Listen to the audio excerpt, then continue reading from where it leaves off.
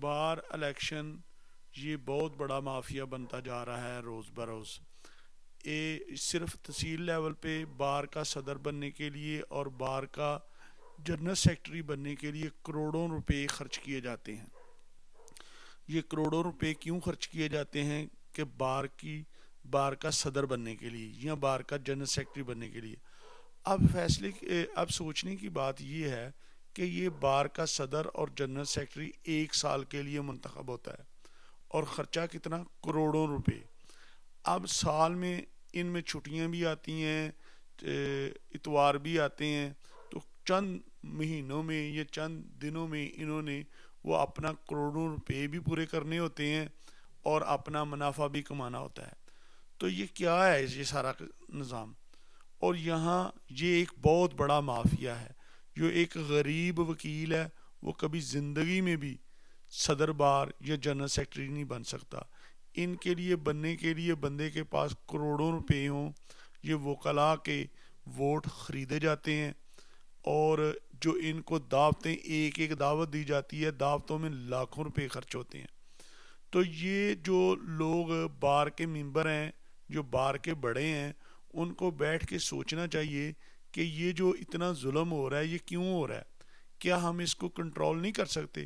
کیا ایک غریب بار ممبر صدر بار نہیں بن سکتا، جنرل سیکرٹری نہیں بن سکتا؟ اگر کسی کے پاس کروڑوں روپے نہیں ہیں تو وہ بار ممبر صدر بار نہیں بن سکتا؟ نہیں بن سکتا. اس لیے کہ یہ بہت بڑا مافیا بنتا جا رہا ہے روز بروز. یہاں یہ صورتحال ہے کہ اگر اس کو کنٹرول کرنا ہے تو اس کے کچھ طریقے میں بتا سکتا ہوں کہ اس کو کیسے کنٹرول کیا جا سکتا ہے.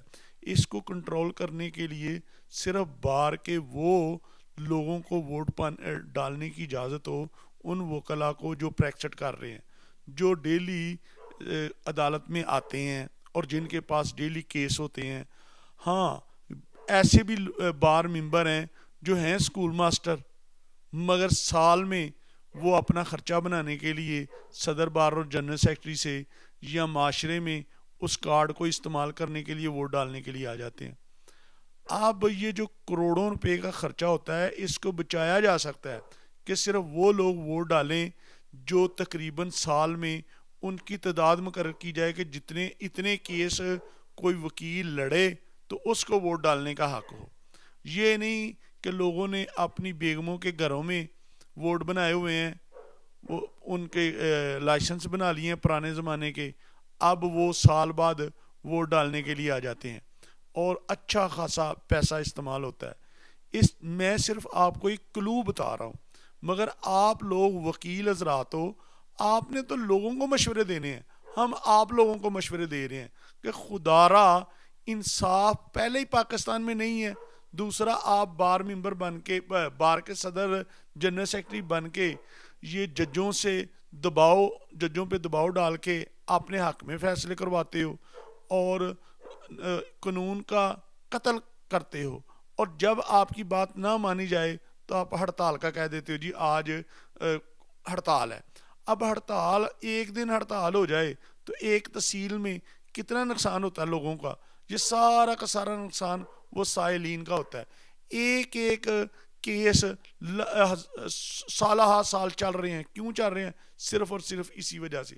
اگر یہ مقرر کر دیا جائے کہ اگر وہ وکیل ووٹ ڈالنے کا اس کو حق ہے کہ جس نے زیادہ سے زیادہ کتنے کیس لڑے ہیں اور کتنے کیسوں کے فیصلے اس کے حق میں آئے ہیں، تو آپ دیکھیے گا کتنی جلدی فیصلے بھی ہوں گے اور انصاف بھی آسانی سے سائلین کو مل سکے گا.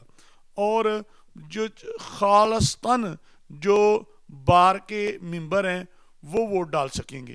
یہ ایرا گیرا جو گھروں میں ہیں یا جو ٹھیکیداری کر رہے ہیں یا جو ایسے سیاستدان ہیں جو کر تو سیاست رہے ہیں بار کے، کوئی ان کے پاس کوئی عہدہ نہیں ہے، کوئی کبھی وہ کیس لڑنے کے لیے آئے نہیں ہیں، مگر سال بعد وہ ووٹ ڈالنے کے لیے آ جاتے ہیں اور اپنے پیسے لے کے چلے جاتے ہیں.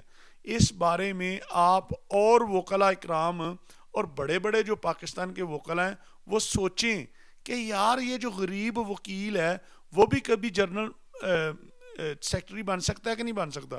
وہ بھی بار کا صدر بن سکتا ہے کہ نہیں بن سکتا؟